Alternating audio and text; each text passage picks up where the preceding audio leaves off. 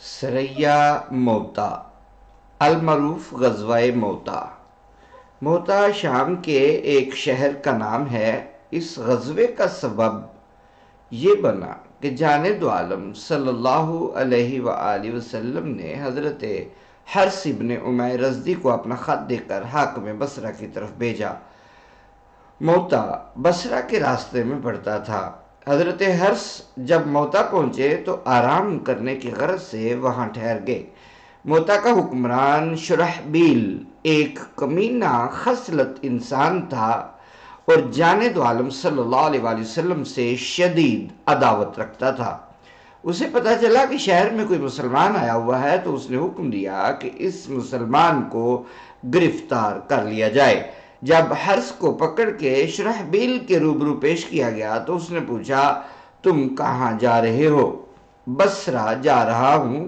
حضرت حرث نے جواب دیا، کیا تم محمد کے ایلچی ہو صلی اللہ علیہ وآلہ وسلم؟ ہاں، مجھے انہوں نے ہی بھیجا ہے۔ یہ سن کر شرحبیل نے اپنی عداوت و خباثت کا مظاہرہ کرتے ہوئے حکم دیا کہ قیدی کے ہاتھ پاؤں باندھ کر اسے قتل کر دیا جائے۔ چنانچہ ظالموں نے بغیر کسی جرم و خطا کے حضرت حرث کو باندھ کر شہید کر دیا۔ انا للہ و انا الیہ راجعون۔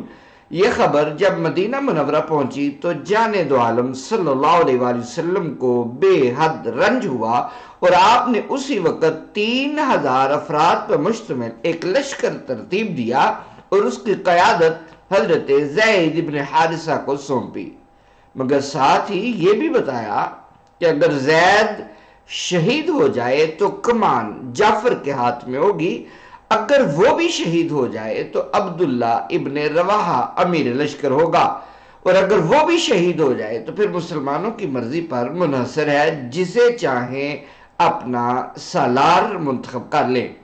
کسی لشکر کو روانہ کرتے وقت اس طرح کی گفتگو جانب عالم صلی اللہ علیہ وآلہ وسلم نے کبھی نہیں فرمائی تھی، اس لیے بہت سے لوگ اسی وقت سمجھ گئے تھے کہ آپ نے جن خوش نصیبوں کے نام لیے ہیں وہ ضرور مرتبہ شہادت پر فائز ہوں گے۔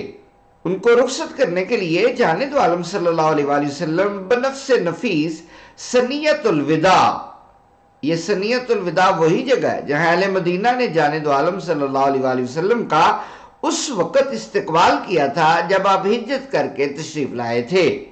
تو حضور بنفس نفیس ثنیۃ الوداع تک تشریف لائے اور انہیں ان عالی شان ہدایات و نصائح سے نوازا۔ موتا جا کر لوگوں کو اسلام کی دعوت دینا، اگر وہ انکار کریں تو اللہ سے مدد مانگ کر ان سے مقابلہ کرنا، اللہ تعالیٰ سے ڈرتے رہنا اور اسی کے نام پر اسی کی راہ میں کافروں سے لڑنا، دھوکہ نہ دینا، خیانت نہ کرنا، بچوں، عورتوں، بہت زیادہ بوڑھوں اور گرجا میں بیٹھے رہنے والے راہبوں کو قتل نہ کرنا، کسی کے درخت نہ کاٹنا، نہ کسی کا مکان گرانا۔ ان نصیحتوں کے بعد آپ نے ان کو الوداع کہا اور واپس چلے آئے۔ یہ جمعہ کی صبح کا واقعہ ہے۔ نماز جمعہ کے بعد جانب عالم صلی اللہ علیہ وآلہ وسلم نے دیکھا کہ عبداللہ ابن رواحہ بھی نمازیوں میں شامل ہیں۔ آپ کو حیرت ہوئی اور پوچھا، عبداللہ تم ابھی تک گئے نہیں؟ یا رسول اللہ، میرا دل چاہتا تھا کہ نماز جمعہ آپ کی اقتداء میں پڑھ لوں، اس لیے رک گیا تھا، اب روانہ ہو رہا ہوں۔ جانب عالم صلی اللہ علیہ وسلم نے فرمایا، یہ تم نے اچھا نہیں کیا، کیونکہ راہ خدا میں سفر کرنے کے دوران جو صبح یا شام آتی ہے وہ اللہ کے نزدیک دنیا و ما فیہا سے بہتر ہے۔ اللہ اکبر! کیا مقام ہے مجاہدین فی سبیل اللہ کا!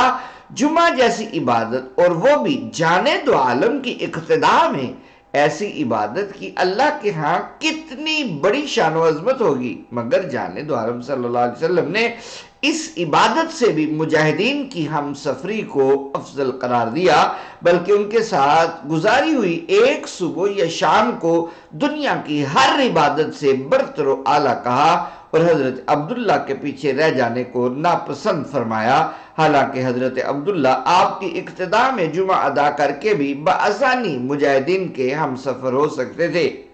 ایک روایت میں یہ بھی الفاظ آئے ہیں، لو انفقتا ما فی الارض جمیعا ما ادرکتا غدوتہم، زمین میں جو کچھ ہے اگر تم وہ سب کا سب راہ خدا میں لٹا دو پھر بھی اس درجے کو نہیں پہنچ سکتے جو تمہیں صبح کے وقت مجاہدین کے ساتھ جانے سے ملتا۔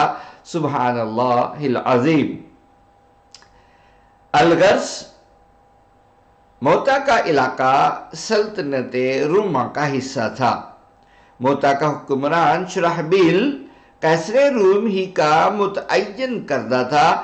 جب مسلمانوں کا لشکر روانہ ہوا تو شرحبیل کو بھی اطلاع مل گئی اور اس نے مقابلے کے لیے بہت بڑا لشکر تیار کر لیا جو 1,00,000 سے زائد پر مشتمل تھا۔ علاوہ ازیں قیصر روم بھی ایک لشکر ساتھ لیے قریبی خیمہ زن تھا جس کی تعداد بھی 1,00,000 یا کم و بیش تھی۔ اس طرح مجموعی طور پر دشمن کی تعداد 2,00,000 سے بھی زائد تھی جبکہ مسلمان صرف 3,000 تھے۔ اس نمایاں فرق کو دیکھتے ہوئے صحابہ کرام نے آپس میں مشورہ کیا۔ بعض صحابہ کی رائے تھی کہ ہمیں فی الحال جنگ میں نہیں الجھنا چاہیے بلکہ پہلے رسول اللہ صلی اللہ علیہ وآلہ وسلم کو صورتحال سے مطلع کرنا چاہیے، پھر جیسے آپ حکم دیں اس کے مطابق عمل کیا جائے۔ مگر عبداللہ ابن رواحہ انتہائی جذباتی انداز میں گویا ہوئے، لوگو تمہیں کیا ہو گیا ہے کہ آج شہادت سے روگردانی کر رہے ہو، حالانکہ تم ہمیشہ شہادت کے طلبگار اور مشتاق رہے ہو، اور جہاں تک دشمن کی عددی برتری کا تعلق ہے تو ہم نے اس سے پہلے جو فتوحات حاصل کی ہیں ان میں بھی تعداد کے اعتبار سے دشمن کا پلہ ہمیشہ بھاری رہا ہے۔ ہماری فتح کا دار و مدار نہ تو قوت پر ہے اور نہ ہی کثرت پر، بلکہ کامیابی کا سبب صرف وہ دین ہے جس کی پیروی سے اللہ تعالیٰ نے ہمیں عزت دی ہے۔ اس لیے ہچکچاہٹ چھوڑو اور دشمن پر ٹوٹ پڑو۔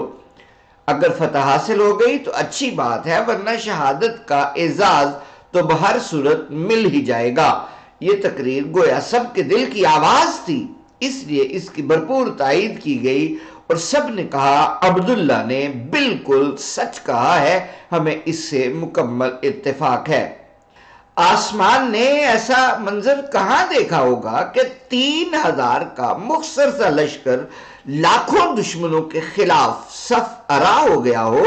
مار کا آرائی شروع ہوئی، کیا ہوا یہ آئے گا انشاءاللہ اگلے کلپ میں۔ اگر آپ نے ابھی تک ہمارا چینل سبسکرائب نہیں کیا، آپ سے گزارش ہے اسے سبسکرائب کیجئے اور بیل آئیکن کو ضرور پریس کر دیجئے تاکہ ہر آنے والی نئی ویڈیو آپ تک آسانی سے پہنچ جائے۔ السلام علیکم ورحمۃ اللہ وبرکاتہ۔